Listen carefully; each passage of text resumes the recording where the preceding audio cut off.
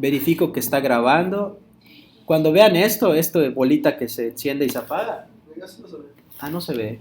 Significa que está grabando. Bueno, entonces ya luego pongo la diapo y listo.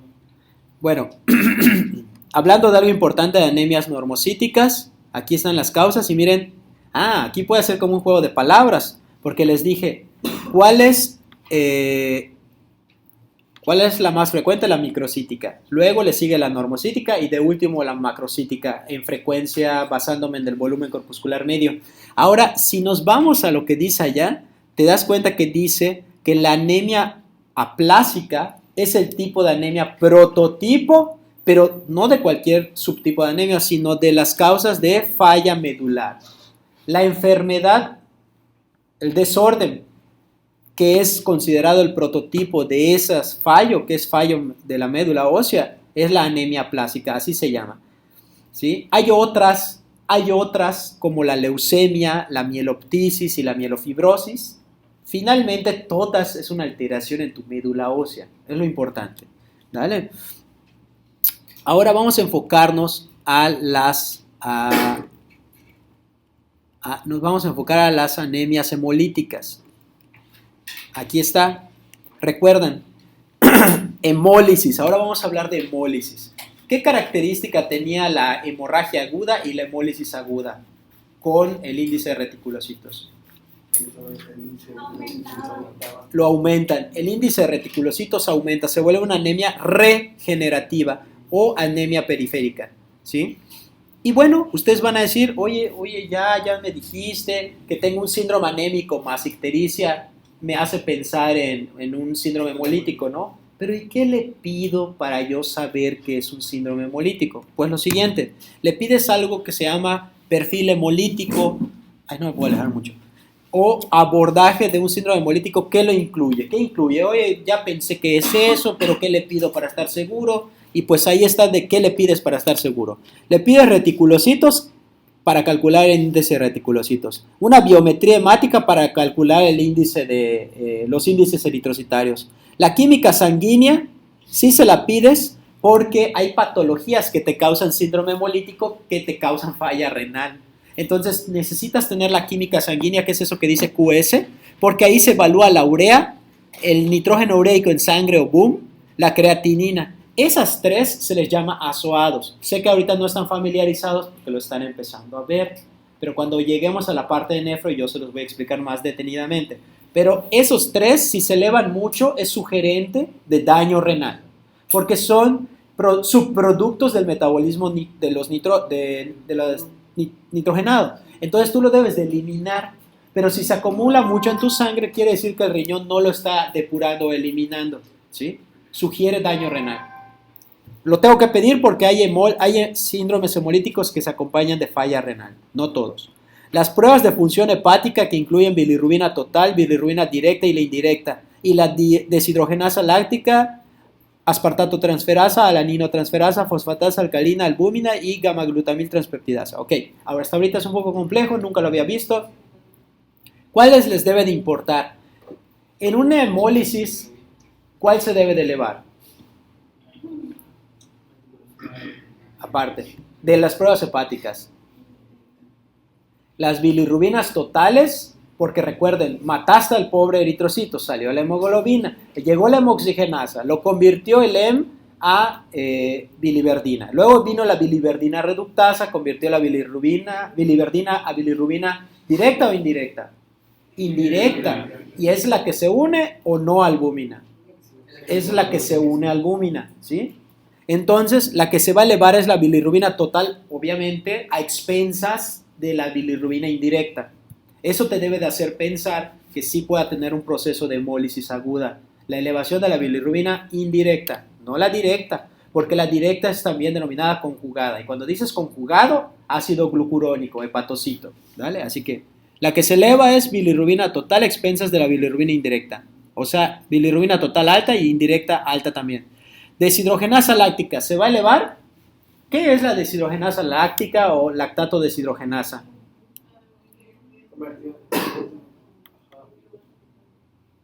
¿Qué? Al revés.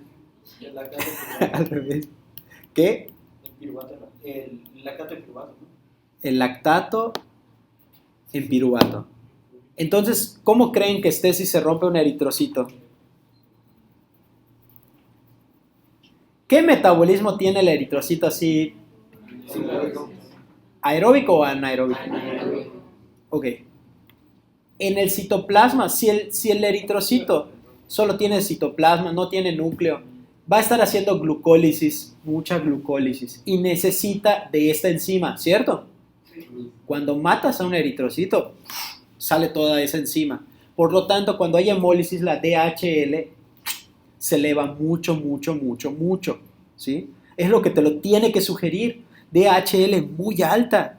Bilirrubina total a expensas de bilirrubina indirecta. Cuando digo expensas, quiere decir que se elevan las dos, la bilirrubina total y la indirecta. Porque la total es la suma de la indirecta más la directa, nada más. Pero por eso tiene que estar elevada las dos. Aptoglobinas. ¿Alguien sabe qué es una aptoglobina? Exactamente, es una proteína que transporta la hemoglobina al sistema retículo macrófago endotelial tipo hígado, ¿sí? Por lo tanto, cuando la miden en un episodio de hemólisis aguda, ¿cómo va a estar en el plasma? ¿Baja o alta? Baja. Baja. Claro, ahí tu lógica te puede destantear, pero la cosa está que cuando la miden, porque normalmente sí está en la sangre, normalmente, pero cuando tú la mides en un episodio de hemólisis aguda, pues ya no debe estar la misma cantidad, porque seguramente si hubo la hemólisis, agarraron a la hemoglobina, se le llevaron al hígado y esa ahí se queda, ¿sí? Por lo tanto, la aptoglobina o las aptoglobinas es esperado que estén bajas. ¿Nani? No, nada, perdón. En un doctor. Para ir de vuelta. Ah, ya se fue. Ah, bueno. Ok. Luego le vamos a pedir también examen general de orina. Y ustedes van a decir, ¿para qué demonios? Porque ahí quiero ver los niveles de hemoglobina. Normalmente no debe haber hemoglobina en tu orina. ¿Ok? Hemosiderina. Normalmente no debe haber hemosiderina en tu orina. O sea, de hecho la hemosiderina en teoría recuerdan que no puede estar en el plasma. ¿Se acuerdan? No puede estar en el plasma. Es insoluble. Y ustedes van a decir, la orina es un líquido. Me engañaste. Pero no te engañé. Lo que pasa es que el hierro se acumula en las células epiteliales también del túbulo renal. Cuando muere, por ejemplo, cuando muere una célula epitelial, su hierrito debe caer, pero no debe haber suficiente como para que lo midas y ya, ¿no? Cuando hay un exceso por alguna razón de producción y todo eso, se puede acumular en el célula epitelial tubular y cuando muere, se exfasela dentro de la fisiología normal, se puede acumular, puede aparecer como abundante la hemosiderina. Metabolismo urinarios como el ácido metilmalónico y el homocisteína. Ah, muy interesante. De una vez que lo asimilen. Hay unos metabolitos. ¿Qué es un metabolito? Es un producto intermediario de un proceso metabólico. Exacto, un subproducto de un proceso metabólico. Entonces, hay dos metabolitos que tienen que saber cuando hablamos de anemias megaloblásticas. Dos subproductos del metabolismo del B12 y del ácido fólico. Dos subproductos. El ácido metilmalónico y la homocisteína. Ustedes, si no lo han leído, van a decir, no tiene relevancia, voy a bloquear esto de mi mente. No, abran su mente y digan, no, de una vez, de una avestruz, ya me lo dijo el doc, quédese en su mente que estas nos van a orientar hacia deficiencia de B12 o de ácido fólico, pero bueno, no es el motivo ahorita de lo que estamos hablando. También en la orina podemos ver el urobilinógeno y las bilirrubinas, que para fines de practicidad no deberías de tenerlas ahí en la orina. También le debemos de pedir frotis de sangre periférica porque ya vimos que el frotis te sirve para un montón de cosas, sobre todo para hemólisis, te va a orientar mucho. Y una prueba de la cual creo que no les había hablado y es de suma importancia, se llama prueba de Coombs. Ese es el término así coloquial. El término técnico es prueba de antitiroglobulina. ¿Qué? No tiroglobulina, perdón. Prueba de antiglobulina, perdón. Lo dije mal, ¿eh? Prueba de antiglobulina, porque una globulina es un anticuerpo. Y una antiglobulina es un anticuerpo para anticuerpos. Es impresionante. O sea, crear un anticuerpo que se pega a un anticuerpo que quieras buscar. O sea, la medicina es tan brutal, de verdad. O sea, cuando dicen, no me voy a sorprender, a mí nada me va a sorprender. Y de verdad, o sea, te topas con este tipo de cosas. ¿A quién se le ocurre? ¿Quién es Eric Escalante?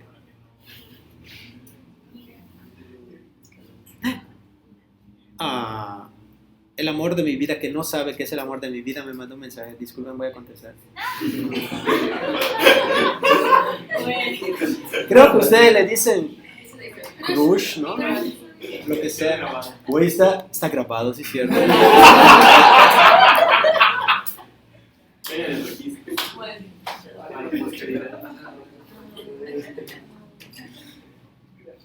A ver. Pero ¿saben qué? Se quedó grabado algo que puede ser como una confusión. Porque primero dije el nombre de una persona y no es esa persona. No voy a caer como en confusión. Que además ni siquiera sé quién es, no manches. Mira, dice. Ya, sí. No lo puedo decir. No lo puedo decir, se está grabando. Pero, Mándalo al grupo. oye, tú me mandaste un mensaje igual. Sí, pero porque no. Igual Natalia, Jorge,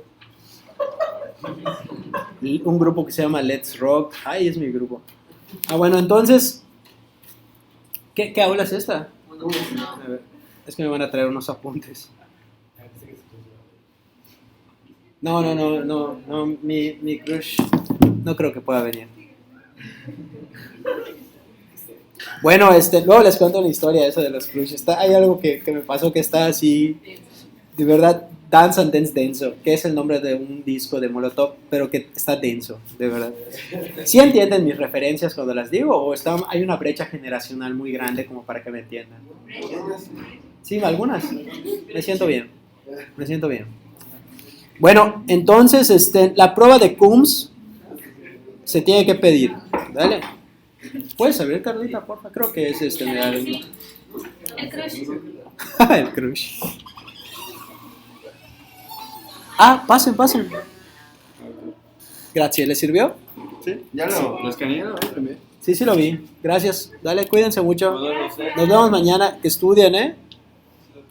Los estoy viendo. Sí, siempre. Eso. Qué divino. Ok. Si yo tuviera que resumir lo que necesito para decir que alguien tiene hemólisis, sería eso que dice perfil hemolítico. Sí, en resumidas cuentas, DHL elevada, bilirrubinas totales elevadas con bilirrubina indirecta elevada, aptoglobinas bajas, frotis de sangre periférica que nos puede orientar hacia la causa de la hemólisis y el Coombs directo. O sea, esas son las que así como que... Las así Así que es... Las tienes que ver en el caso clínico para ver cómo están, para que digas, sí, tiene hemólisis, no tiene hemólisis. O sea, las tienes que ver, tus ojitos tienen que ver esas e interpretarlas. Y ahí viene la parte, la parte interesante. ¿Cuánto vive un glóbulo rojo? 120 días. Por definición, a ver si me lo pueden contestar. Normalmente existe la hemólisis fisiológica, ¿verdadero o falso? ¿Verdadero? ¿Sí hay? Verdadero. Entonces, espérate, me estás confundiendo, doctor. Pues dijiste que vamos a ver hemólisis como una patología. Entonces, ¿cómo defino hemólisis como algo patológico? Cuando la vida media de los eritrocitos es una... Así dice. No así. Bueno, ahí dice sí, pero... Por eso, cuando la vida... Sí, por eso. Por eso, para que cuando la vida media sea menor de 100 días y el mecanismo por el que mueren es patológico, es una hemólisis como las que vamos a hablar, ¿sí? Interesante. Y vean cuántos colores hay allá, son las formas de clasificar las hemólisis. ¿Qué? O sea, espérate, ¿qué? No es para ¿Qué? Vean esto, o sea, las hemólisis. Oye, me da risa, como que quise agarrar mi computadora y pasarle a mis deditos, pero no lo hace. Maldita sea. Es que como que quería escribir y no puedo, esta pendejada no tiene. Me molesta. Bueno. Es que es una Mac, no puedes hacerlo. Las otras sí puedes, está chingón. Te sirve como iPad también. Bueno, acá, intravascular o extravascular. ¿La hemoglobina dónde está? Porque aquí, yo cuando preguntaba, solo porque ya les puse esa referencia, tal vez me puedan contestar. Pero normalmente, ¿qué creen que sea la diferencia entre hemólisis intravascular y hemólisis extravascular? Como que tiene juego, tiene así bola curva, tiene saliva la bola. O sea, está... Sí, ¿no? Sí saben, ¿no? Saliva para que resbale o gire. ¿Dónde ocurre? Carlita ya nos orientó. ¿Qué más? Un poquito que alguien nos oriente más. Allá atrás alguien lo quiere decir. Maestro. ¿Qué jutsu utilizaste? Utilizó el Sharingan. Así es. O sea, intravascular o extravascular, uno pensaría, intravascular es que me morí dentro del vaso sanguíneo y extravascular que me morí fuera del vaso sanguíneo. Parcialmente cierto. Pero lo que realmente te va a decir,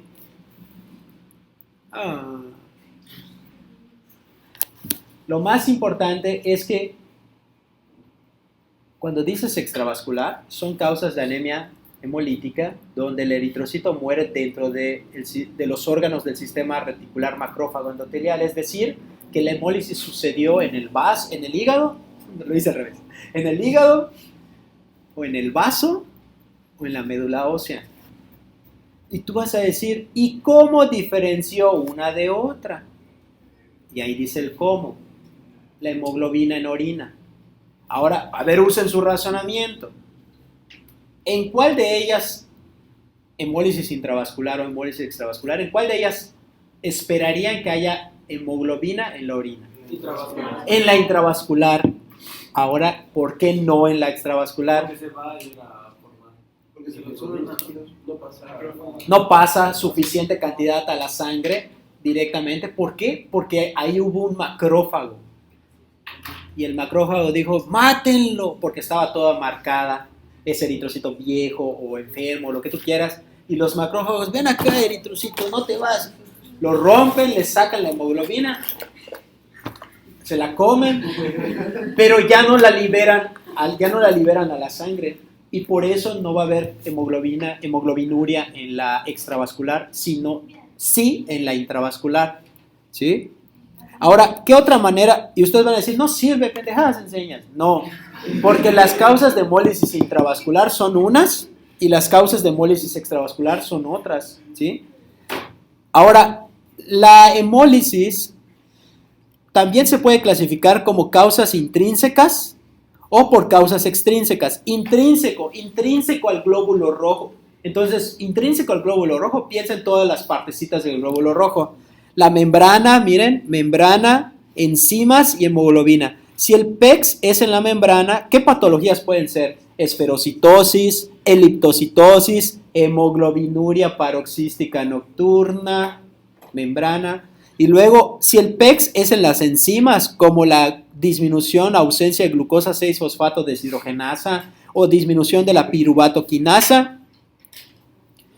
Dato médico cultural importante. ¿Cuál es, está difícil, cuál es la principal enzimopatía causal de anemia? Te odio. Efectivamente, la deficiencia de glucosa 6-fosfato deshidrogenasa es la principal causa de anemia secundaria a una enzimopatía, o sea, una enfermedad o una alteración en las enzimas. Bien. Ahora, ¿Qué CDs están ausentes en la hemoglobinuria paroxística nocturna? Recuerden que les dije que eran los CDs y no me refiero a esos pedazos de plástico que reproducían música. ¿Se fijaron cómo lo dije como si yo no hubiese nacido en esa época donde había CDs? Estuviste cerca. 59 ahí. ¿Quién lo dijo? ¿Quién lo dijo? Muy bien, Leslie. ¿Quién más? ¿Cómo va a ser, Leslie? 55, 59. Bien. Ok. Luego, donde diga alteraciones en la hemoglobina, solo puse un ejemplo, pero pueden ir todos los ejemplos donde hay una enfermedad de la hemoglobina. Hemoglobina alterada o enferma. Y puse de ejemplo anemia de células falciformes. O sea, la anemia, hemoglobina, ¿qué hemoglobina era? S. Hemoglobina S, vato. ¿Sí? ¿Qué pasó ese? ¿Sí? Hemoglobina S. Pero, ¿qué otras patologías ya vimos que también causan una alteración en la hemoglobina? Hasta las semias. Por lo tanto, aunque la anemia de las betatalacemias está clasificada como microcítica, puede presentar pequeños componentes de hemólisis. Eso se llama eritropoiesis ineficaz. Lo vamos a ver más adelante, tranquis. Luego, vámonos a hemólisis, anemias hemolíticas extrínsecas. Y las extrínsecas, el nombre lo dice todo. A ver, ya no es intrínseca, sino extrínsecas. Exterior, externo, hacia afuera, que no tiene el problema en sí mismo el glóbulo rojo. ¿Y qué posibilidades tienes? Mecánicas, causas, por ejemplo, las válvulas mecánicas protésicas. Cuando pasa el flujo de sangre a través de las válvulas mecánicas, ¡prá!, se despedazan. O puede ser que tengas algo que se llama anemia hemolítica microangiopática. Muy importante. Vean cómo, ahí voy a decirlo por tercera vez.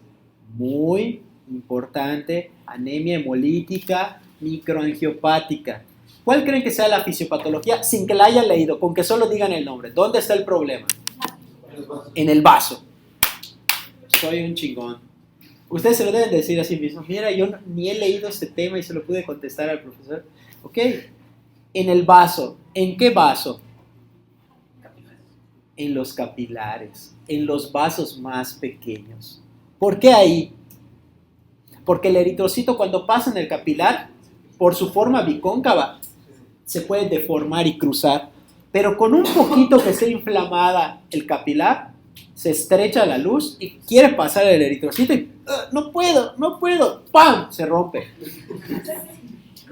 Y cuando se rompe, genera una célula, un glóbulo rojo característico en el frotis de sangre periférica. ¿Cuál? Esquistocitos. También se les denomina esquistocitos o del inglés helmet cell. ¿Qué significa helmet? Para los que son jugadores de videojuegos sabrán que helmet, oye, ¿qué helmet te pusiste? Yo elegí este helmet, es un casco. Helmet es casco. Y ahorita van a ver por qué se les llama células en casco. O en otros libros también le llaman, a mí me gusta más este término, más. ¿Cómo se dice papagayo en inglés? ¿Ah? Kite cells.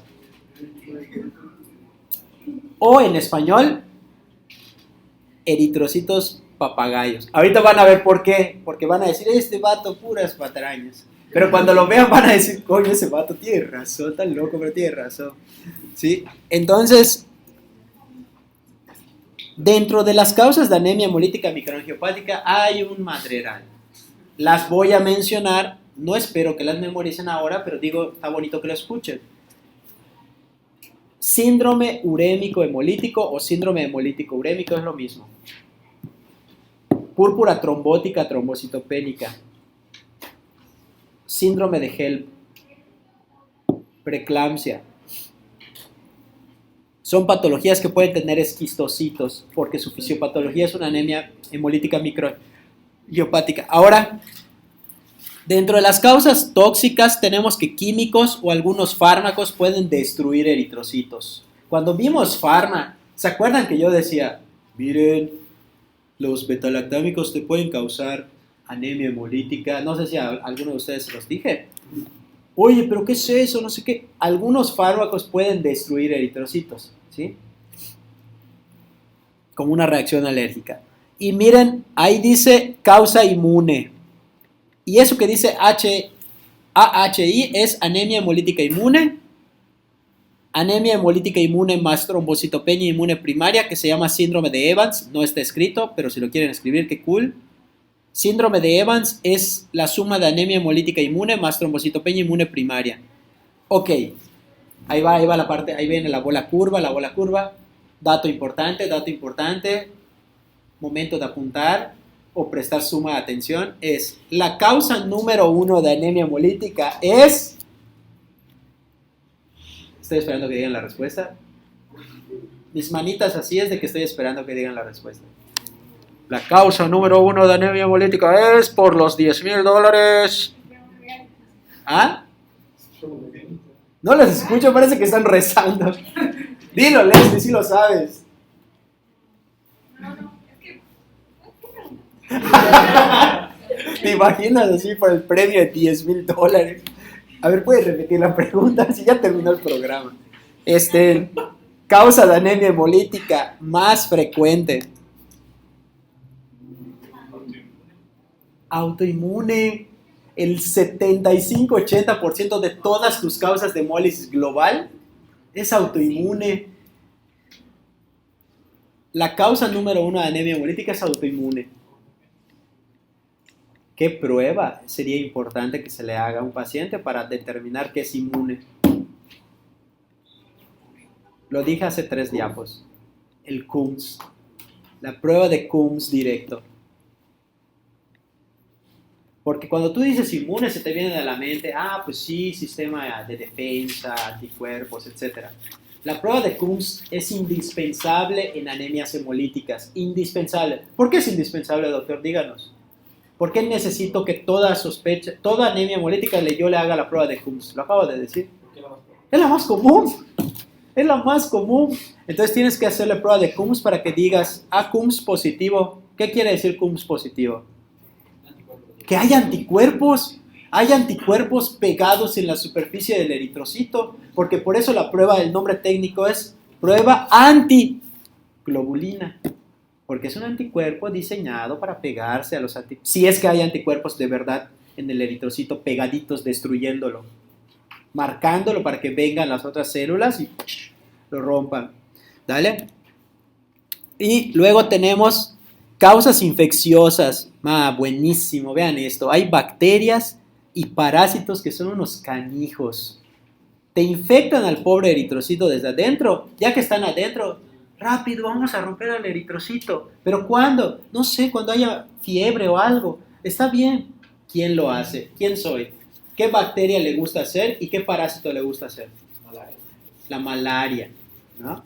Los Plasmodium falciparum, Plasmodium no sé qué cosa, los Plasmodium. Y hay una bacteria que puede hacerlo, le gusta hacerlo. Está difícil, lo admito, está difícil. Nada, no importa. No puede ser. Las riquecias lo pueden hacer y hay otra.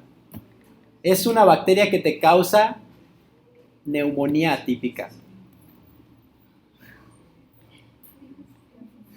En el 5 a 10% de los pacientes que tengan anemia por esa bacteria pueden presentar anemia hemolítica.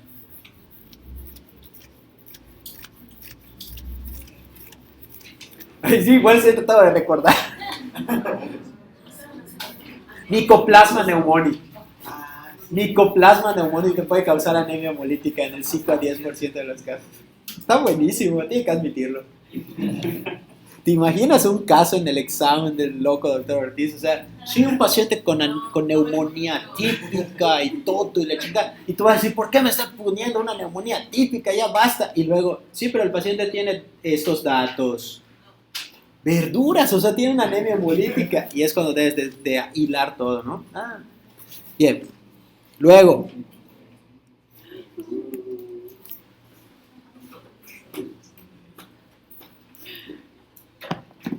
a ver, perdón.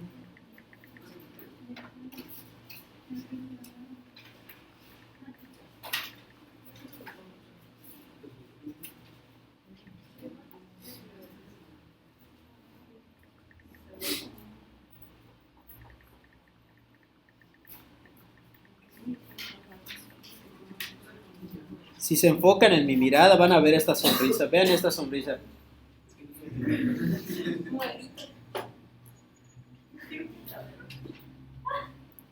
Bueno, entonces,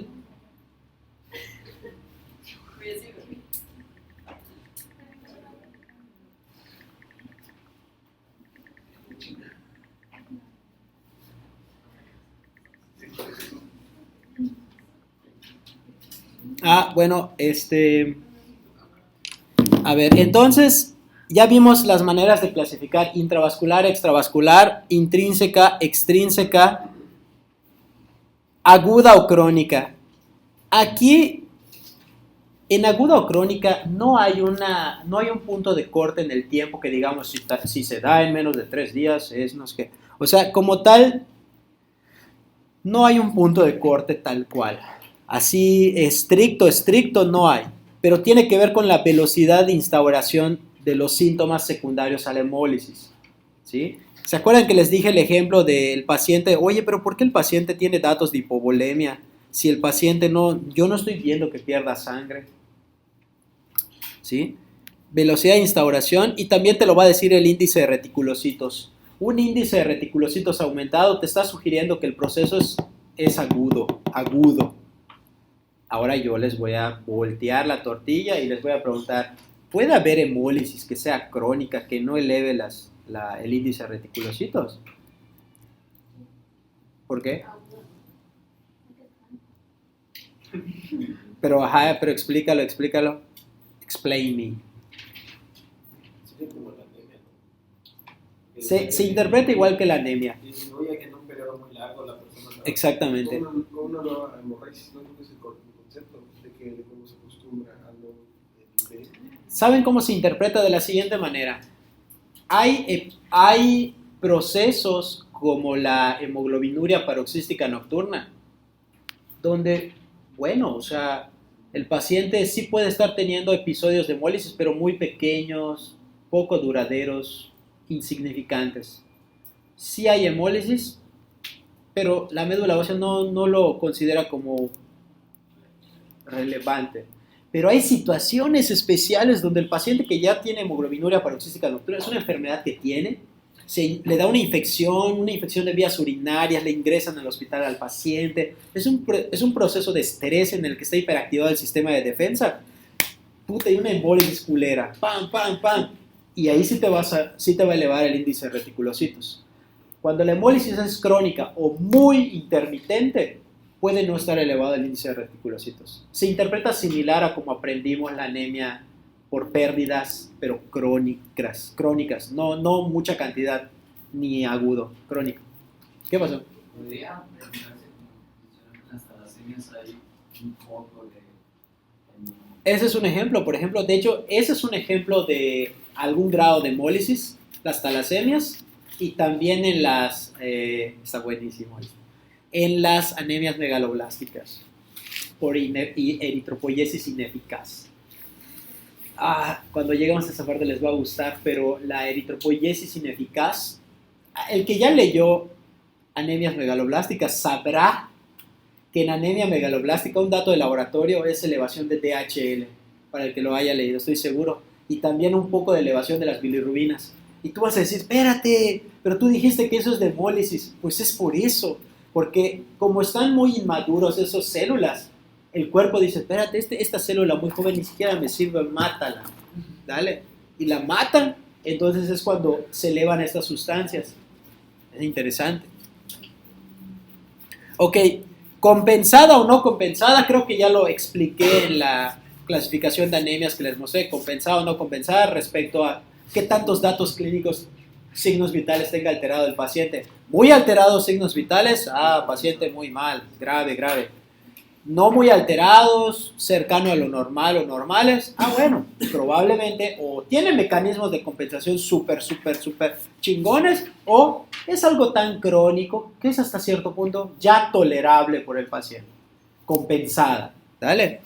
Luego, inmune o no inmune, pues la causa número 1 de hemólisis es la inmune, por lo tanto, ¿qué te lo va a definir? Ahí lo puse allá, la prueba de Coombs o prueba de antiglobulina. Y congénita o adquirida creo que se sobreentiende. La hemólisis puede ser por una enfermedad que la tuviste de nacimiento o puede ser por una enfermedad que adquiriste, por ejemplo, la malaria o una rickettsiosis o una infección por Mycobacterium, Mycoplasma pneumoniae. Ok, eso ya lo vimos, lo que dice ahí. ¿Qué lo sugiere? De la historia clínica o exploración física, ¿qué datos sugieren hemólisis? Ya lo dije, pero quiero que lo... No, más que hematomas. Un síndrome anémico más está ictérico el paciente, ¿no? Ok, luego abajo vean en el punto 2 y el 3 son los estudios, el 2, 3 y 4 son los estudios mínimos del perfil hemolítico. Ahorita vamos a ver cómo se alteran. Y luego abajo dice DHL elevada más aptoglobinas bajas. En el 90% de las hemólisis va a estar esa alteración. Porque por eso dice ese 90%, sensibilidad. Sensibilidad. Si tienes una anemia hemolítica, en el 90% de los casos ese hallazgo va a estar. Ahora abajo dice, ambas, tanto la DHL como las aptoglobinas, si están normales, tienen un valor de predicción negativo del 92%. Parafraseado es valor de predicción negativo. O sea, que no tengas hemólisis en el 92%. O sea, discrimina si tienes o no de una manera muy buena. Muy buena. Por ejemplo, como que un estudiante superior o un residente de especialidad te diga, sí, el paciente tiene hemólisis. Tú agarras los laboratorios, ves la DHL, las aptoglobinas están normales y tú puedes decir en tu conciencia, estás equivocado. Lo más probable es que no tenga hemólisis, ¿me entiendes? O se lo dices y te castigan por demostrar tu conocimiento, como suele pasar. Bueno, acá...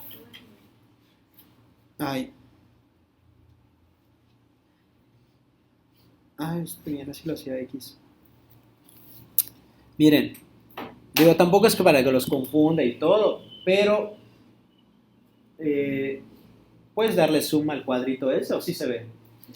Porque aquí hay unos datos que son de hemólisis crónica. Datos de hemólisis crónica. Entiéndase que yo les dije que hay hemólisis que son congénitas de nacimiento y pueden cursar con episodios de hemólisis por años. Esos episodios de hemólisis por años se pueden expresar clínicamente con alguno de estos datos. ¿Cuáles? Alteraciones del desarrollo óseo y gonadal, como sucede en el caso de los pacientes que tienen talasemia, ¿se acuerdan? Que se modifica, le salen centros de producción de eritrocitos por todos lados y quedan todos así. Ok. Deformaciones craniofaciales, infecciones de repetición, litiasis biliar, muy interesante. Litiasis biliar, que es acúmulo de litos en la vesícula biliar. Puede suceder por hemólisis crónica. ¿Por qué? ¿Qué contiene la bilis? Además de sales biliares y eso, contiene pigmentos, hemoglobina, de eritrocitos que mueren. Pero cuando es un exceso de producción de hemoglobina, etc., se pueden formar unos tipos de litos que son litos pigmentarios. Porque lo normal es que los litos que tenemos los gorditos, o por comer muchos tacos y todo eso, son litos de colesterol. Lo van a ver en cirugía, ¿sí? En este caso no sería por colesterol, se llaman litos por pigmentos. Es un hallazgo común en pacientes con enfermedades que les dan episodios de hemólisis.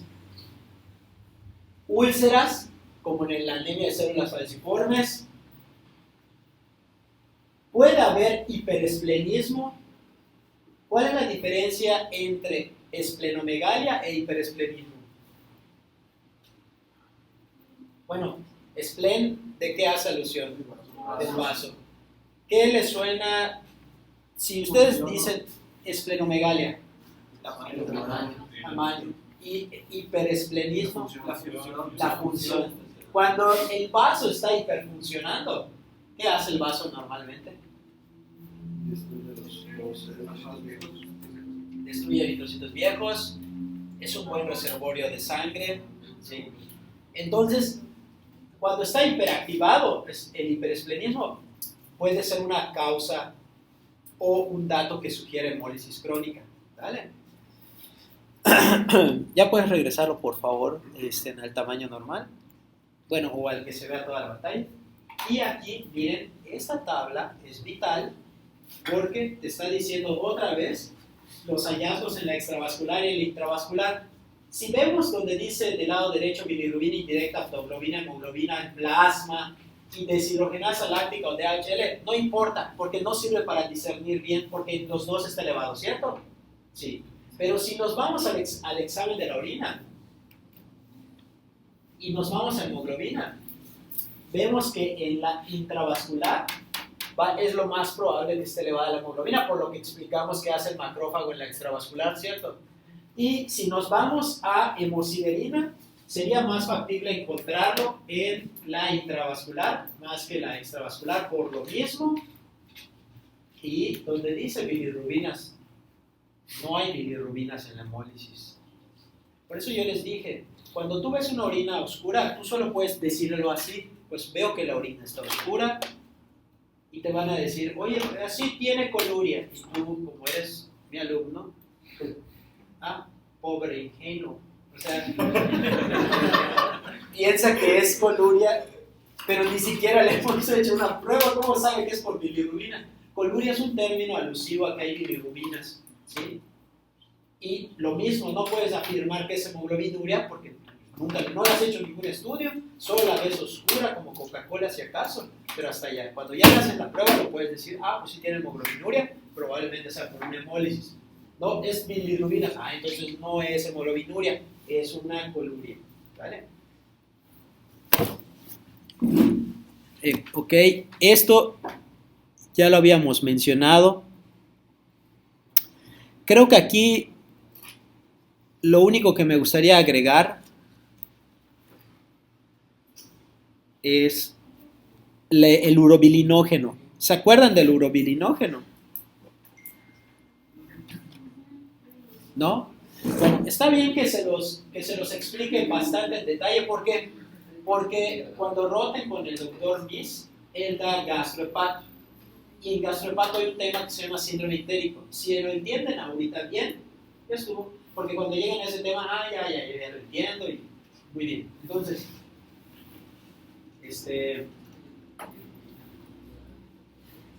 arriba tenemos un vaso sanguíneo.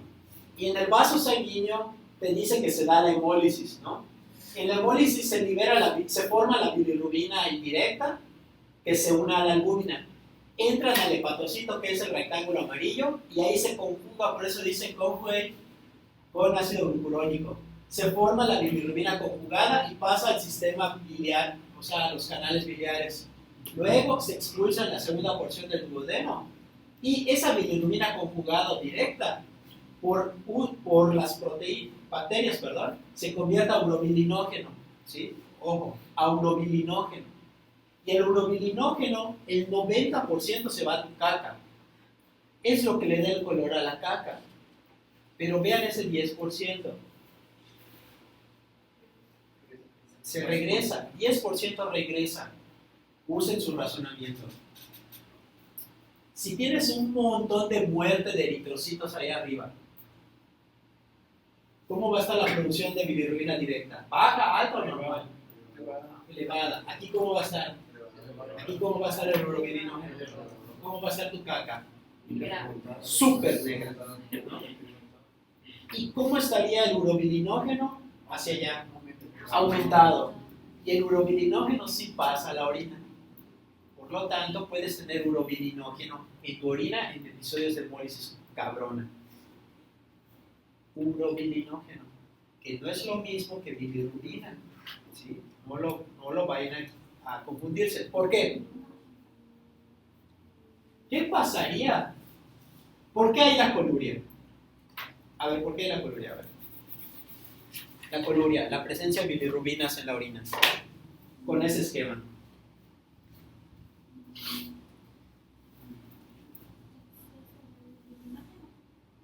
¿Por?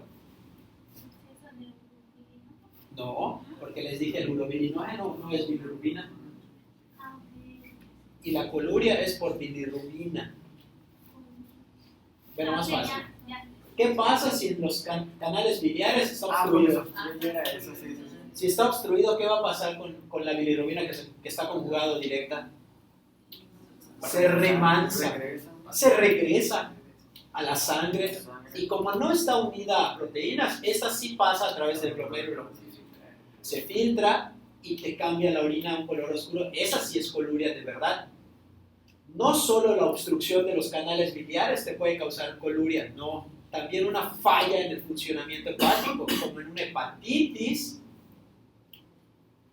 te puede acumular la bilirrubina directa. ¿Sí? Por eso los pacientes con hepatitis aguda te dicen, estoy orinando más oscuro. Es por eso, por coluria. Pero ahí no es porque se obstruyó el canal biliar, no. Ahí es por una alteración en la función del ¿cómo se llama? Del hepatocito del hígado, ¿vale? ¿Qué es el urobilinógeno de la orina? Es otra sustancia, de la degradación. ¿Presenta con alguna? Sí, puede estar presente en hemólisis. ¿Pero cómo la puedes ver? ¿En qué color? Se mide, también te puede quedar la orina color oscuro. De hecho, en los episodios de hemólisis el paciente puede tener hemoglobinuria y más urobilinógeno. ¿Sí?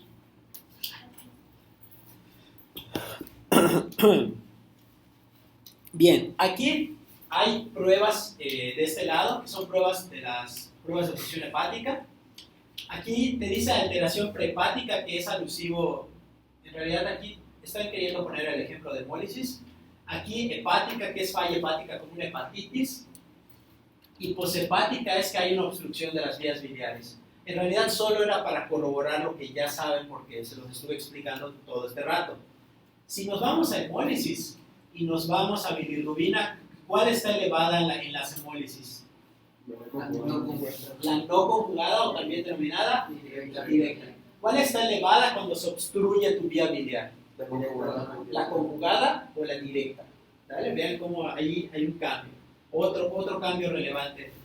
¿Cómo está el color de tu caca cuando tienes hemólisis? Muy oscura. ¿Sí? ¿Y cómo está la de cuando está obstruido el 100% de tu canal biliar? Pálida, porque no llega la bilirrubina directa, las bacterias nunca la convierten en urobilinógeno y el color de tu caca pues baja. ¿Sí? Se ve más paliducha. Aquí están, miren, está bonito este cuadro, es de la Argente Álvarez, Panamericana, segunda edición, 2016. Y ven, diagnóstico diferencial de tener la orina oscura. Ahí están. Coluria, urobilinuria, melanuria, hemoglobinuria, porfinuria y fármacos que te cambian la orina de color. ¿Sí? Aquí unas imágenes de hemólisis. Ahí están. Esto que vean, esto es plasma, chicos. Bueno, suero. Esto es suero. Pero está rojizo porque hay hemoglobina ahí que le da el pigmento. Esta es una orina oscura, pero compatible, así lo tienes que decir, es una orina oscura. Ya le hice tira reactiva, es por hemólisis. Ah, bueno, entonces seguramente es hemoglobinuria, es hemoglobina, seguramente. Y vean esta muestra de orina, ¿esta qué es? Miren esta tira reactiva de orina, vean los colores. Está marcado el urobilinógeno y la bilirrubina. Esto es coluria. ¿Vale? Bueno, más que nada por la bilirrubina. No se confundan tanto que por el urobilinógeno. Coluria. Por bilirrubinas. Vean cómo te lo da por separado. Urobilinógeno y de bilirrubina. Y miren. Jesús. Esos jeititos. ¿No? Esta está paliducha. ¿Dale? Y esta está muy oscura. ¿Dale? No se asusten. Digo, hay algunas variaciones. Y aquí tenemos dos pruebas. La prueba de Coombs, que es esta. Y la prueba de Coombs indirecto. La que utilizamos en hemólisis es prueba de Coombs directo. Se le llama prueba de Coombs directo porque Vean, aquí tenemos un eritrocito del paciente. Si el paciente tiene una anemia hemolítica inmune, el paciente en su superficie tiene anticuerpos que son verdes. Tú le tienes que dar el reactivo. El reactivo de la prueba de Coombs directo es darle otros anticuerpos, pero contra anticuerpos. Por eso la prueba se llama prueba de antiglobulina, ¿sí? Ahí está, ahí lo dice, antiglobulina. Y una globulina en sí mismo es una globulina, un anticuerpo. Entonces, si reaccionan, se unen, se pegan, ¿sí? Aquí está. Esta es una prueba de Coombs directo positiva. Cuando les digan en el laboratorio, oye, salió con prueba de Coombs directo positiva, tu cerebro es inmediato. Es una hemólisis autoinmune. Es lo que vas a decir. Y qué bueno, porque es la principal causa de hemólisis, de anemia hemolítica, ¿sí? Ahora, las subcausas de la anemia hemolítica, la número 1, ¿cuál creen que sea? La número 1 es idiopática. ¿Qué significa? Idiopática es que no sabemos, de idiotas. No sabemos la idiopática. Y otras causas de anemia hemolítica inmune son secundarias a fármacos, enfermedades autoinmunes, otras enfermedades autoinmunes, lupus, artritis reumatoide, fármacos que te causan una reacción idiosincrática, etc. ¿Sí? Pero gracias a esto puedes saber. Ahora, estas, miren, esta que ven acá, fragmentos de eritrocitos son los famosos esquistocitos o helmet cell o células en casco. Tienen que usar su imaginación. Esto podría ser un casco. Aquí irían los ojitos, la nariz, la boca, es un casco. Pero el que me gusta más es el de célula el papagayo. Sí parece un papagayo esto, no me van a decir que no. Sí, no, me están desesperando que no piensen que esto es un papagayo. Ni saben cómo es un papagayo, ¿verdad? Díganme la verdad, sean sinceros. ¿Alguien ha volado un papagayo? Sí. ¿Tú no dijiste que sí? Yo sí.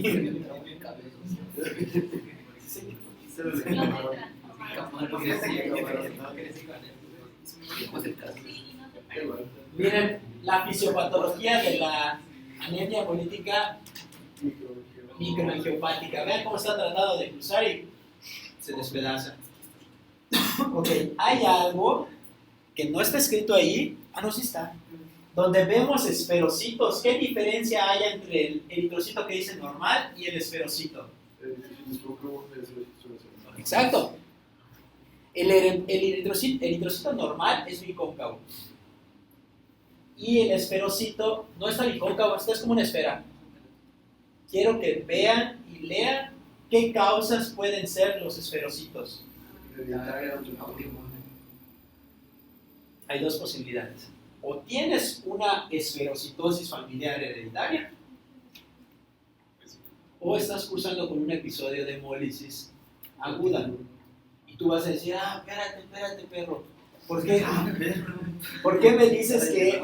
¿Por qué hay hemólisis? ¿Por qué hay? Me estás confundiendo mi cerebro. Porque los anticuerpos, cuando se están empezando a pegar en la superficie del eritrocito, llaman a alguna célula de defensa y se chinga ese pedazo del eritrocito. Eso modifica un poco la estructura del eritrocito que estaba envuelto de algunos anticuerpos cuando está empezando el proceso.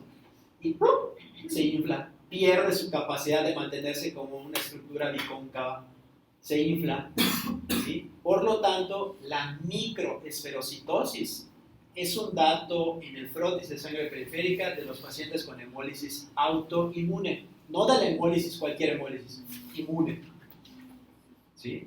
Microesferocitosis, por la explicación que ya di. Si ustedes ven estas células, miren, anemia de células falciformes, ¿vale? No se les olviden, forma de hoz por la hemoglobina, ese vato. Ok, luego vámonos a donde dice target cell, ¿se acuerdan?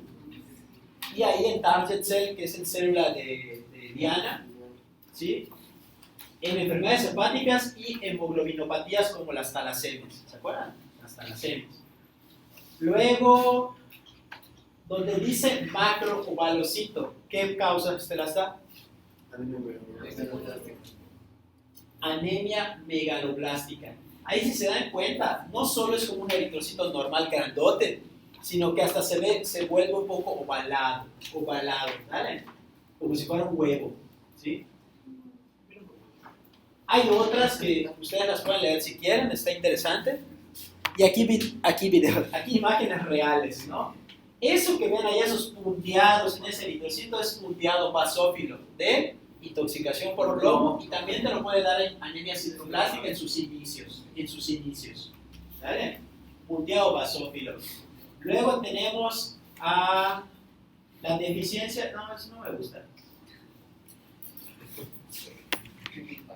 Luego tenemos, de hecho es por eso, son células mordidas, váyanse. Luego tenemos a la eritrocitosis, los macrovalocitos que hasta se ven ovalados. Esa es una exageración, pero ahí tenemos la anemia sideroblástica, se forma el anillo sideroblástico. Ahí es una exageración, porque ahí está todo lleno de hierro, ¿no? Por eso se marca de color azul con la tinción, todo. Y se resalta ese anillo, ¿no? Luego vean que sí parece un papagayo. Ese es un esquistocito, es un pedazo de eritrocito. Esta es una anemia de células falciformes. Esos son esferocitos. ¿Te das cuenta que es un esferocito? Sí. Porque pierde el centro pálido. Pierde el centro pálido. ¿Sí? ¿Te das cuenta? ¿Sí? Los target cell, no se van a confundir. Porque, es que yo no sé, no me acuerdo si el centro es blanco o si es rojo. En un eritrocito normal, alrededor del eritrocito, los bordes es rojo, ¿vale? Y el centro es blanco. Porque cuando son hipocrómicos, aumenta la palidez, queda más blanco en el centro. Pero en un target cell es diferente, en el centro está rojo, ¿vale? Como si fuera un tiro de blanco.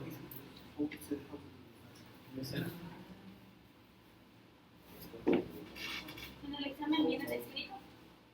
¿Qué cosa? No, en el examen son imágenes. Bueno, eso no debería haberse dicho, tal vez sí, tal vez no, pero a eso va a hacer que sean más agudos con las imágenes ahora. Con imágenes. No precisamente.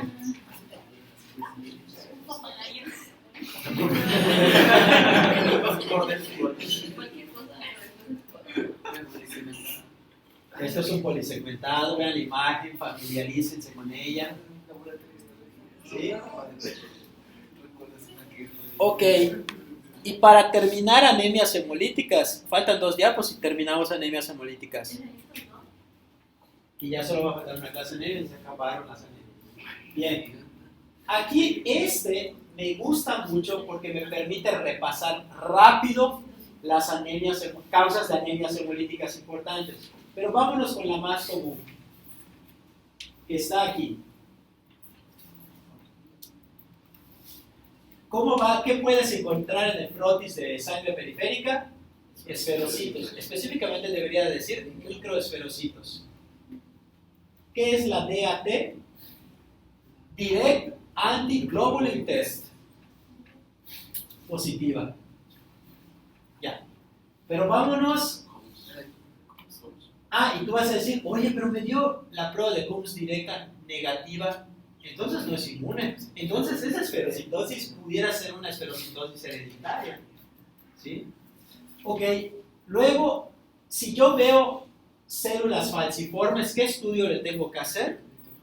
Una electroforesis, porque yo ya dije que el error o la fisiopatología de la anemia de células falciformes es un pedo en la hemoglobina S y sus variantes. Entonces necesitas una electroforesis.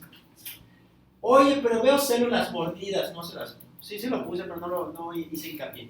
En células mordidas. Bueno, en células mordidas o bite cells, lo que tienes que medir es el nivel de la enzima glucosa 6-fosfato deshidrogenasa, porque esta es la posibilidad principal. Si ves target cells y con los datos que ya vimos la otra vez, debemos hacerle Ahí creo que hay un error en el sentido de que falta que pongan ahí electroforesis de hemoglobina. Debieron de haber puesto electroforesis. Claro. Ok. Muy importante. Muy importante. Muy importante. Focos rojos. VIP. Very important. Very important. Cuando yo veo esquistocitos, son eritrocitos despedazados.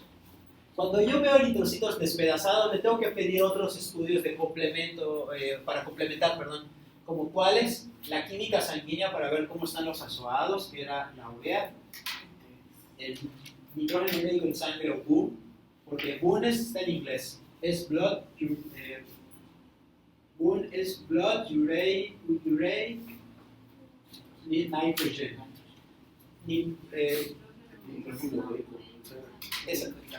Lo que sea. Nitrógeno ureico en sangre, ¿cierto? Entonces, la creatinina que dice ahí CR, creatinina, y ahí faltó poner el BUN y la urea. Si se elevan, hay falla renal. No hemos visto ese tema, pero hay una causa de anemia hemolítica microangiopática que se llama síndrome hemolítico urémico. Entonces tú dices, puta madre, pues es una anemia hemolítica que además se acompaña de falla renal. Sí. Hay otra que se llama, otra causa de anemia hemolítica microangiopática era la púrpura trombótica trombocitopénica, que ese es un síndrome hemolítico. Hay elevación de los azoados, urea, creatinina y BUN, se eleva, o sea, hay falla renal, hay anemia hemolítica, o sea, hay esquistocitos. Ojo que no dije inmune, ¿verdad? Si se percataron, yo no estoy diciendo inmune en ningún momento, por eso no ven la prueba de Coombs allá. ¿Cómo estaría la prueba de Coombs acá? Negativa porque no es inmune. Aquí no es inmune, ¿eh? Ojo, la fisiopatología era el dibujito del capilar despedazándose cuando quiere cruzar, pero está inflamado el capilar. Las plaquetas, por eso dicen púrpura. A ver, espérate, ¿por qué tiene púrpura el paciente? Púrpura son unas lesiones que aparecen por sangrado fácil, ¿sí? Entonces, eso es característico de esa enfermedad que se llama púrpura trombótica trombocitopénica. Y ya, ¿no? Bueno, vamos a dejarlo hasta aquí. Si ves parásitos en la imagen, o sea, un eritrocito ya dentro de un bicho, pues es una enfermedad parasitaria o bacteriana. Bueno, parasitaria porque una bacteria no la veríamos. Bueno, sí la veríamos. ¿Y cuál es el tratamiento de la anemia hemolítica inmune? Ok, eso puede ser parecer muy complejo, pero hay dos tipos de anemias hemolíticas inmunes. Bueno, ¿y de qué depende? ¿Por qué se clasifican diferente? Dependiendo del tipo de anticuerpo que puedas encontrar. La mayoría de las anemias hemolíticas son de anticuerpos calientes, por eso dice allá WAR, y te pone ahí 75-90% de los casos son anemias hemolíticas de anticuerpos calientes. Entonces se dice, ay, ¿cómo está eso? Están muy calientes esos anticuerpos. Sí, porque hemolizan a temperatura corporal normal. O sea, cuando hacen la prueba de Coombs pueden variar la temperatura en la que se está haciendo, el medio en el que se está haciendo la prueba. Si hemolizan en temperatura normal, es una anemia hemolítica inmune de anticuerpos calientes. Y la causa es por hallazgo o por presencia de anticuerpos IgG. Pero hay un subtipo de anemia hemolítica menos común que se llama anemia hemolítica de anticuerpos fríos, que son IgM. Puede ser pregunta de examen. IgM, no IgG. ¿Y a qué temperatura hemolizan? Entre 4 y menor a la temperatura normal. Por eso dice acá, por eso dice allá, entre 4 a 37 grados. ¿Cómo lo hacen? Ponen el medio y juntan el reactivo con la sangre, pero en un medio frío, para ver si hemolizan. Porque si hemoliza es una anemia hemolítica de anticuerpos fríos. Recuerden, el anticuerpo SM, principal causa de anemia hemolítica inmune, idiopática. Otras causas, enfermedades inmunes, lupus, artritis reumatoide, enfermedad, algún proceso inflamatorio. ¿Qué veríamos en el frotis de sangre periférica? Blood fields, esferocitos, pero específicamente microesferocitos. ¿Y cuál es el tratamiento? Como es una enfermedad, tú lo estás diciendo, inmune. Mi sistema de defensa se afetigó y ahorita me está atacando. ¿Y qué pasa? Pues le das fármacos que inmunosupriman, que apaguen o disminuyen el sistema de defensa. Entonces le damos corticosteroides por su efecto de disminuir el sistema de defensa, ¿sí? Les podemos dar en algún momento inmunosupresores. Y cuando veas que el hemólisis está todo lo que da y ya le diste muchas cosas, no está mejorando, ¿y dónde se rompen los eritrocitos? En el vaso. Pues sabes que como medida desesperada, quitamos el vaso y ya estuvo. Entonces va a disminuir la carga de hemólisis, ¿vale? Y así, ¿no? Hay otros fármacos. Y de aquí está más cañón porque no hay muchos tratamientos bien evidenciados. Te dice ahí que también puedes intentar dar rituximab, que es un anti-CD20, ¿sí? O puedes intercambiar plasma. O sea, ese paciente tiene anticuerpos que no los vas a frenar. Así que, sácale el plasma al paciente y ponle plasma limpio. Son las posibilidades. ¿Alguna pregunta de hemólisis? Doctor, ¿y estas hemólisis que acaba de comentar son pasajeras? ¿Las cuáles? Sí, a ver, voy a detener.